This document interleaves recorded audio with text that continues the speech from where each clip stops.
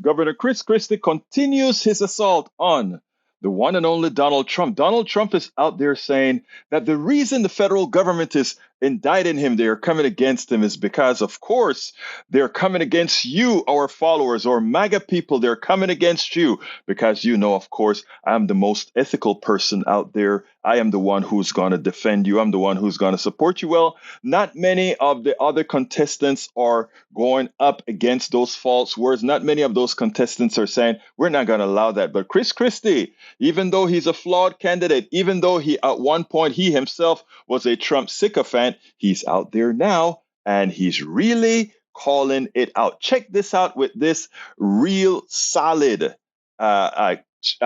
swipe at Donald Trump. We heard the reaction to your speech at the Faith and Freedom Conference. I assume you well knew you were going to get booed when you started slamming Donald Trump's leadership. Is the anti-Trump message, is there any evidence that it's resonating?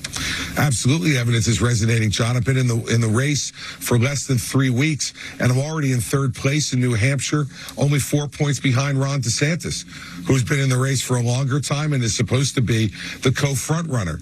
People understand that folks need to take responsibility for what they do. And my message to the folks at Faith and Freedom, which did get some good reaction too, but of course I expected the boos. That is predominantly a Trump crowd.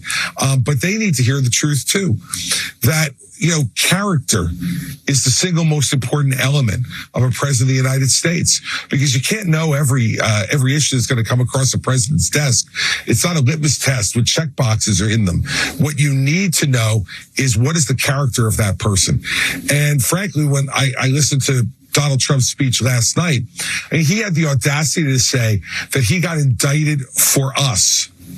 Now, I don't know how it benefited the American people for him to take highly sensitive intelligence and secret documents out of the White House, to stonewall the government on returning them for over a year and a half, to subject himself to a raid by the FBI, even though they had asked him voluntarily to return this stuff, and to then be subject to an indictment, which is obviously going to be one of great trouble for the country, because no one wants to see this happen. Donald Trump says that's for us. I mean, it's absurd. The same way he has absurdly claimed in the last week that he still won the 2020 election. And he said that's how he's going to persuade suburban female voters to vote for him in 2024 that didn't vote for him in 20.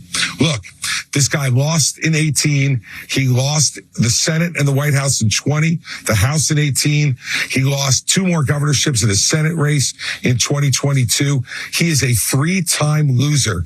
We do not need our party to go to a 4th loss, because Joe Biden, in my opinion, John, is an awful president. And we can't afford to have him from age 82 to 86 in the White House, or even worse, have Kamala Harris assume the presidency. That's the stakes here. It's not about whether you think Donald Trump has been treated fairly or not by the media or by elements of the Justice Department. It is about whether he is a man of character who can lead this party to victory. And I don't believe he can.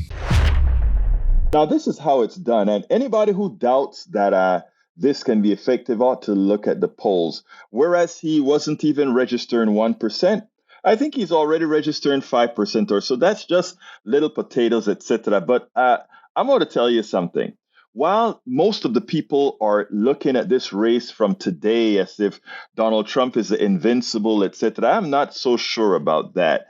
I am not so sure that something turns in the process, and that somehow Donald Trump makes a chaotic fall. And in that case, I don't think it's going to be the DeSantis and those kind of guys that the Republican base are going to look at. I think you're going to have a whole bunch of disillusioned. There could be a whole bunch of disillusioned MAGA folk, and then the party comes to some sort of a rebirth.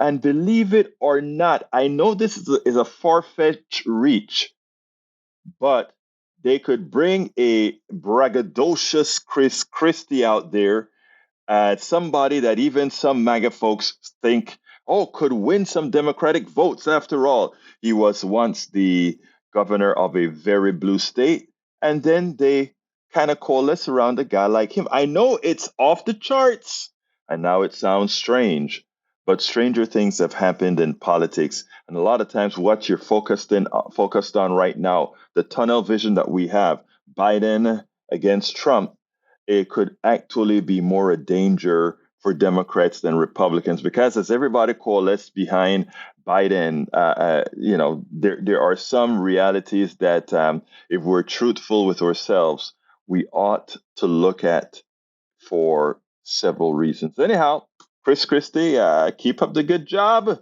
because I tell you, who knows what may happen.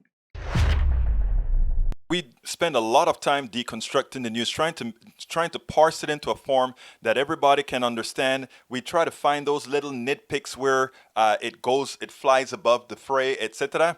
If you really like these videos that we do, I want to ask a big favor. Please go ahead, number one, subscribe to our channel, and number two, please join if you can. Thank you so kindly for watching. Keep watching. Please remember to share. We must populate the entire internet with our progressive message, a message that we know is what most Americans say that they want. So help us, please join.